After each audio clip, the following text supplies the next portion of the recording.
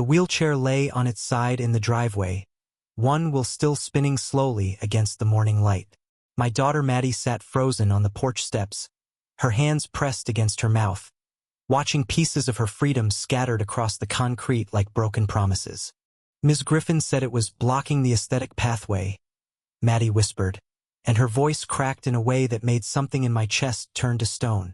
I stood there for 3 full seconds, just breathing, just staring at the twisted frame that had cost $11,000 and 8 months of insurance battles. Then I looked up and saw Diane Griffin standing on her own porch across the street, arms crossed, sipping coffee from a mug that said World's Okayest HOA President like it was some kind of joke. She wasn't laughing now. She was watching me, waiting to see what I'd do. She had no idea that in 6 days, everything she thought she knew about power in this neighborhood was going to collapse. She had no idea who she'd actually been threatening for the last 3 months. She just saw a single dad and his disabled daughter. She was about to learn how wrong that assumption was.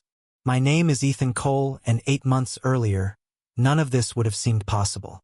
We moved into Willowbrook Estates in March, a quiet development of beige houses and manicured lawns 40 minutes outside Denver.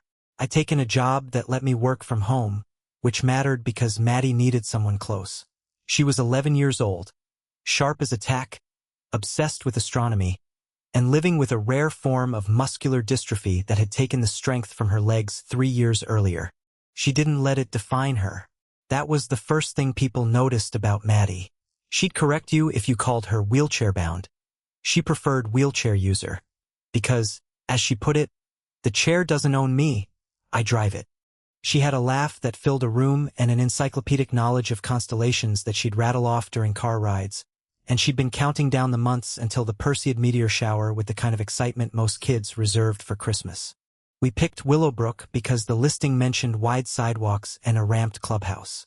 What the listing didn't mention was Diane Griffin.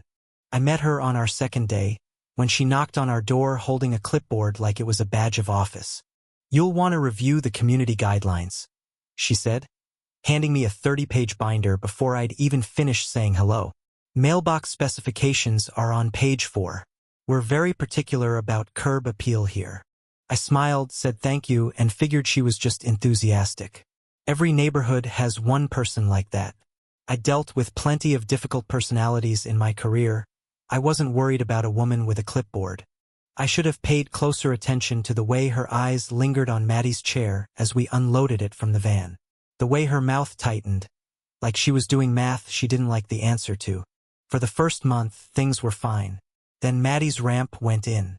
It was a simple aluminum ramp, professionally installed, connecting our driveway to the front door at a code-compliant grade. It let Maddie roll in and out of the house without help. It gave her independence. It gave her back a piece of her childhood that the diagnosis had tried to take. 3 days after installation, I found a violation notice taped to our door. Unauthorized structural modification. Ramp does not conform to community aesthetic standards. Remove within 10 business days or face fines of $150 per day. I remember actually laughing, because I assumed it was a misunderstanding. I called the HOA office. I explained that the ramp was a medical accommodation, protected under the Fair Housing Act. I was polite. I was reasonable. I figured any rational person would apologize and move on. Diane Griffin was not interested in being rational. Federal law doesn't override community bylaws, she told me over the phone, her voice syrupy with false patience, like she was explaining something to a child. "You should have submitted a modification request before installation. That's Section 12, Paragraph 3. It's a medical necessity," I said. "My daughter needs it to leave the house." "Then submit the paperwork," she said. "I don't make exceptions. Rules are rules, Mr. Cole. That's what keeps property values up around here." I submitted the paperwork that afternoon.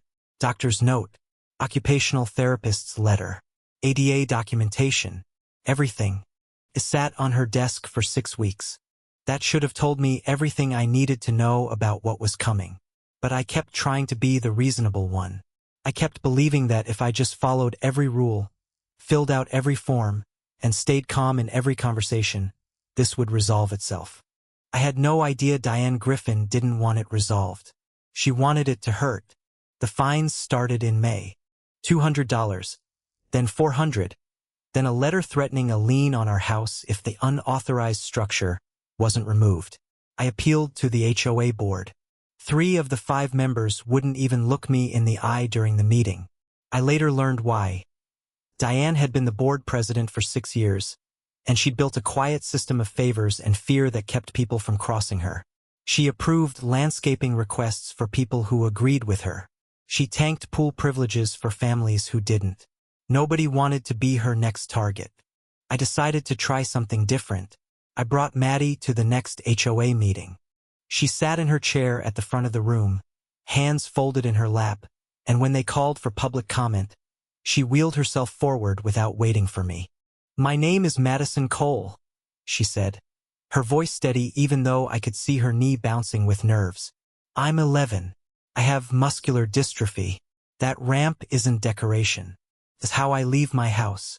That's how I get to school. That's how I see my friends. I looked it up, and what you're doing is actually illegal.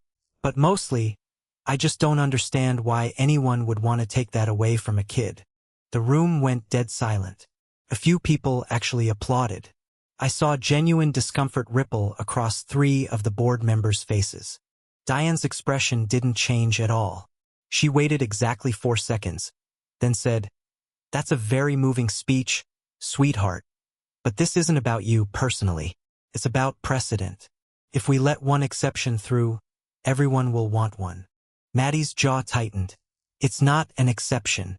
It's the law. We'll take it under advisement," Diane said, already moving to the next agenda item, dismissing my 11-year-old daughter like she was a distraction from real business. That night, Maddie cried in her room for the first time since her diagnosis. Not because of the disability, because a grown woman had looked her in the eye and decided she didn't matter. That was the moment something shifted in me. I stopped trying to be the reasonable neighbor hoping for goodwill. I started building a file. I photographed every notice. I saved every email. I requested the HOA's meeting minutes going back 2 years, which is public information any homeowner can access. And buried in those minutes, I found something that made my pulse spike. Diane Griffin had gone after a disabled resident before us. An elderly man named Harold Pruitt 2 years earlier, over a wheelchair ramp almost identical to ours. He'd moved out within 4 months. The minutes didn't say why, but there was a name attached to a resolution fund transfer that caught my eye. A $15,000 HOA expenditure approved by Diane alone, with no itemized explanation, right around the time Harold left. This wasn't a woman enforcing rules. This was a pattern, and I intended to find out exactly what that pattern was hiding. She had no idea I'd already started pulling the thread. Summer arrived, and so did the real war. It started small, petty, almost comedic if it hadn't been so exhausting. Diane began parking her SUV directly behind our driveway ramp during community meetings, blocking Maddie's access for hours at a time. When I confronted her, she claimed she didn't realize the space was needed, then did it again 3 days later. Then came the mail. Our medical supply deliveries, catheters, mobility equipment parts, prescription refills, started arriving late, sometimes not at all. I discovered Diane had submitted a formal complaint to the delivery company claiming our address had package theft concerns, a lie that triggered extra verification steps and delayed shipments by days. Maddie went without a critical piece of equipment for 9 days because of that lie. 9 days where she couldn't safely transfer from her chair to her bed without help lifting her, because the part that made it possible was sitting in a warehouse due to a fabricated security flag. I filed a police report. The officer who came out, a calm, weathered man named Sergeant Alvarez, took one look at the pattern of complaints and told me quietly, "Off the record, I've been out to this neighborhood for this exact HOA president 4 times in 2 years. Different families, same playbook. Document everything. Judges love documentation." I started recording every interaction with Diane after that, legally, with Colorado being a one-party consent state.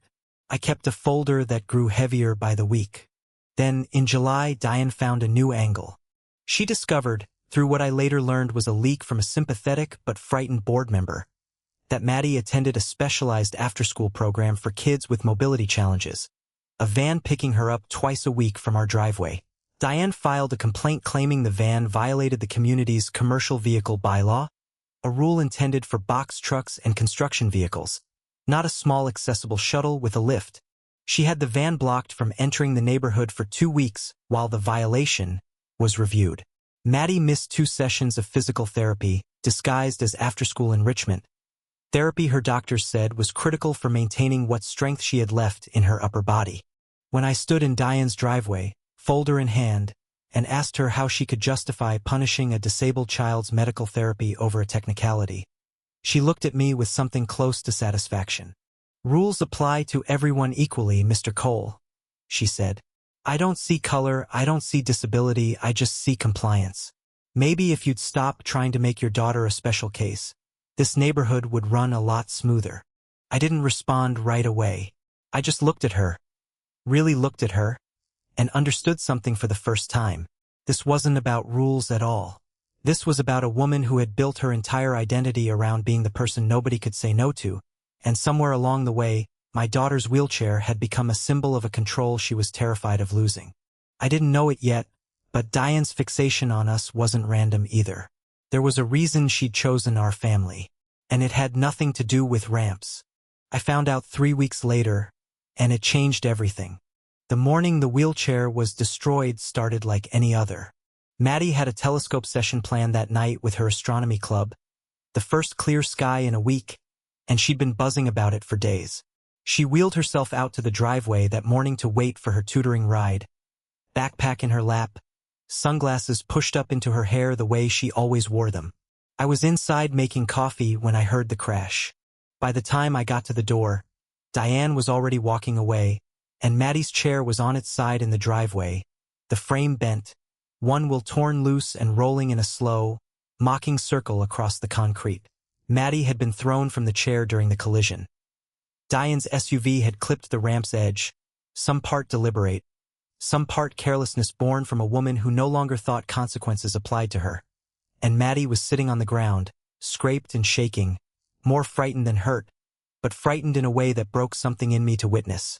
"She just backed into it," Maddie said, voice trembling. "She saw me. I know she saw me, Dad." Diane, from her porch, coffee mug in hand, offered no apology. Just that line about the aesthetic pathway, delivered with the flat confidence of a woman who genuinely believed no consequence would ever reach her. I carried Maddie inside, checked her for injuries, called her pediatrician for guidance, and then I stood in my kitchen with my hands shaking so hard I could barely hold my phone. Not from fear. From a fury so complete it felt like clarity. I photographed everything. The tire marks on the ramp's edge, the bent frame, the scrapes on Maddie's arms. I called Sergeant Alvarez directly, and within 40 minutes, a patrol car was in our driveway, and an officer was taking a statement while Diane stood across the street insisting she'd barely tapped the chair, that Maddie had left it somewhere it shouldn't have been. "It was on our own driveway," I said. "On the ramp, where it's supposed to be." The officer's expression told me he'd already made up his mind about who was telling the truth. But an accusation isn't a conviction. I needed more than anger. I needed proof strong enough that Diane Griffin could never talk her way out of it. That night, after Maddie finally fell asleep, exhausted and scraped and missing the meteor shower she'd waited months for, I sat at my kitchen table with my laptop open and my folder of evidence spread across the surface like a battlefield map. And that's when I found the piece that changed everything. I need to back up here and tell you something about myself I hadn't mentioned to anyone in Willowbrook. Before I became a stay-at-home, work-from-home dad, I spent 11 years as a forensic accountant, the last 4 of them specializing in nonprofit and HOA financial fraud investigations for a firm that contracted with state attorney general offices. I'd left the field after Maddie's diagnosis, needing flexibility her care required, but I hadn't lost the instincts, or the contacts. When I pulled the HOA's financial disclosures, the ones every homeowner is legally entitled to request under Colorado's Common Interest Ownership Act, I wasn't looking for anything specific. I was just doing what I'd trained myself to do for over a decade. Follow the money. What I found took my breath away. That $15,000 resolution fund payment tied to Harold Pruitt's departure 2 years earlier wasn't an isolated incident. Over 4 years, Diane had authorized nearly $90,000 in vaguely labeled community improvement and resolution expenditures, almost all timed suspiciously close to disputes with residents who challenged her authority. Cross-referencing property records, I found that at least 6 families had sold their homes below market value shortly after conflicts with Diane, several to a Shell LLC registered at an address 2 blocks from Diane's own house. The LLC was called Willowbrook Property Solutions. It took one more afternoon of digging through Colorado's Secretary of State Business Registry to find the registered agent. Diane's husband, Roger Griffin. She wasn't just enforcing rules. She was systematically pressuring vulnerable homeowners, especially disabled and elderly residents who couldn't afford prolonged legal fights, into selling their homes cheap to a company her own husband controlled, which then flipped the properties for significant profit. Harold Pruitt's house, I discovered, sold for $60,000 below its assessed value. It resold 14 months later for full market price. I sat back in my chair, heart pounding, and understood the full shape of what I was looking at. Diane Griffin wasn't a rule-obsessed busybody. She was running a financial scheme, and disabled residents made the easiest targets, because we were the ones least likely to have the time, energy, or resources to fight back through a prolonged legal battle. We were supposed to fold. She had absolutely no idea that the man she targeted used to spend his career finding exactly this kind of fraud for a living. She thought she was dealing with a tired single dad who'd eventually get exhausted and sell. She was about to find out how wrong she was. I didn't confront her immediately. I made one phone call instead, to a former colleague who now worked directly with the Colorado Attorney General's Consumer Protection Division. I sent her the file. She called me back within 2 hours, her voice tight with the kind of professional excitement investigators get when a case falls into their lap fully built. "This is enough to open a formal inquiry," she said. "Possibly more, depending on what the bank records show. Don't tip her off. Let us work." For the first time in 5 months, I felt something other than helpless. The investigation moved faster than I expected, partly because I wasn't the only one who'd been quietly documenting Diane's behavior. Sergeant Alvarez had been building his own file across multiple households. 2 other families, both of whom had left the neighborhood under pressure, agreed to give statements once they learned they weren't alone.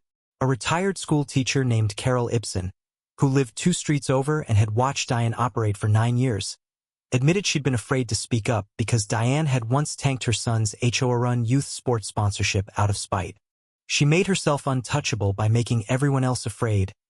Carol told me over coffee, her hands wrapped tight around her mug.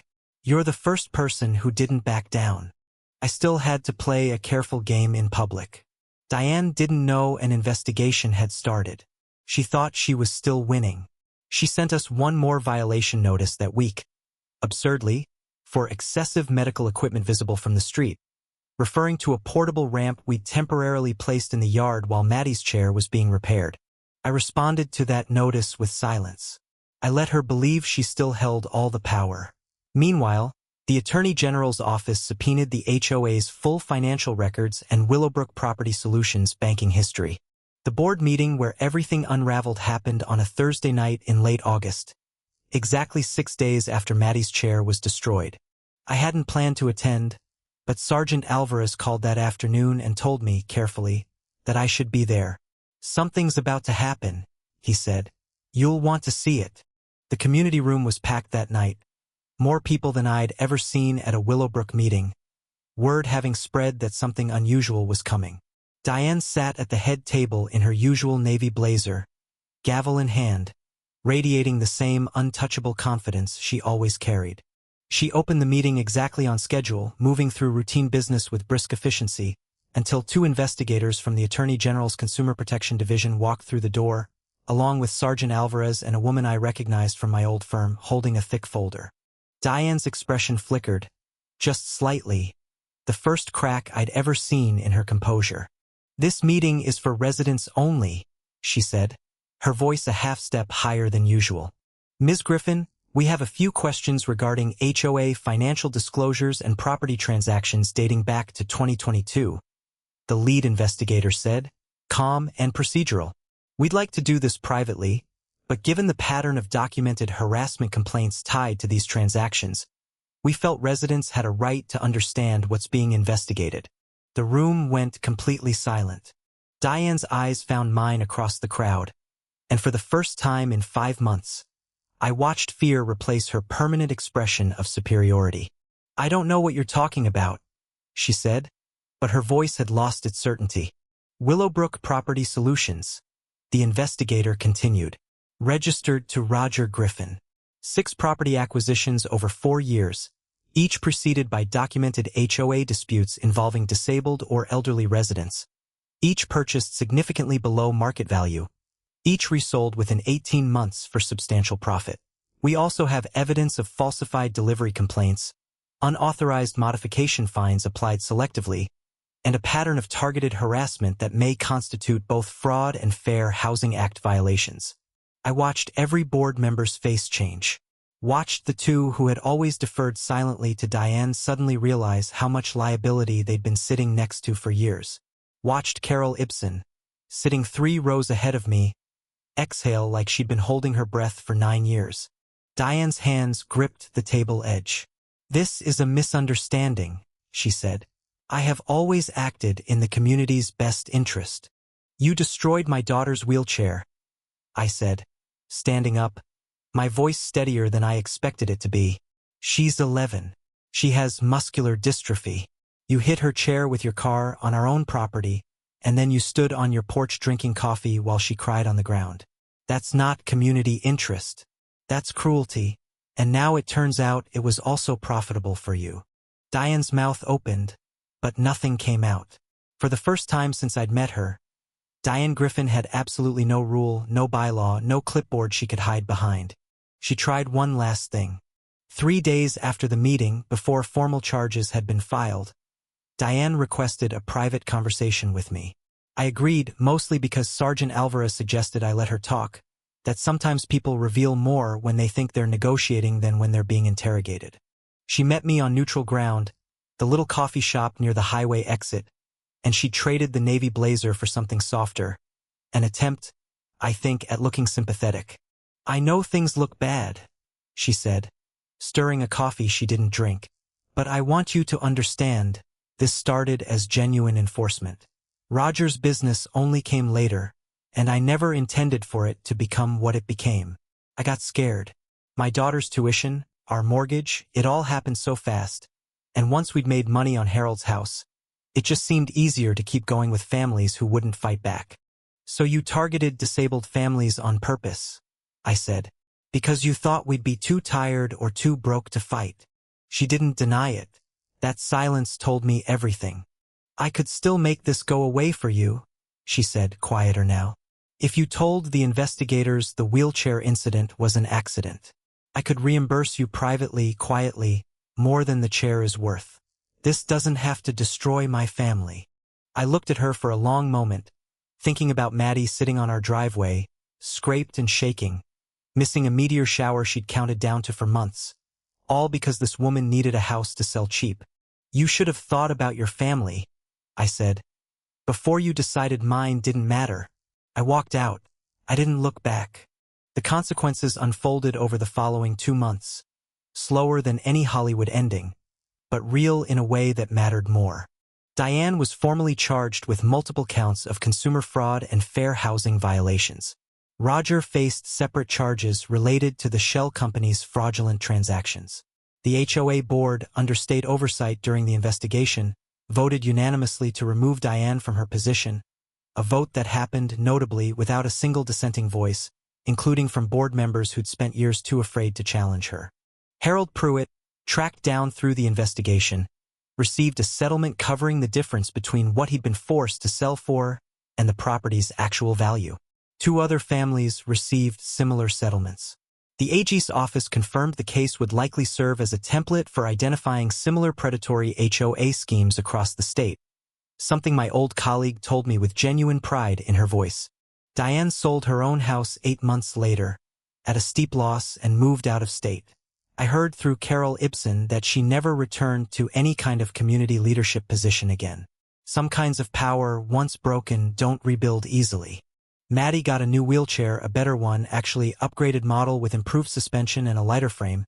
Thanks in part to a settlement, the HOA's insurance was forced to pay for the property damage and, as the investigators put it, the emotional distress caused to a minor with a documented disability.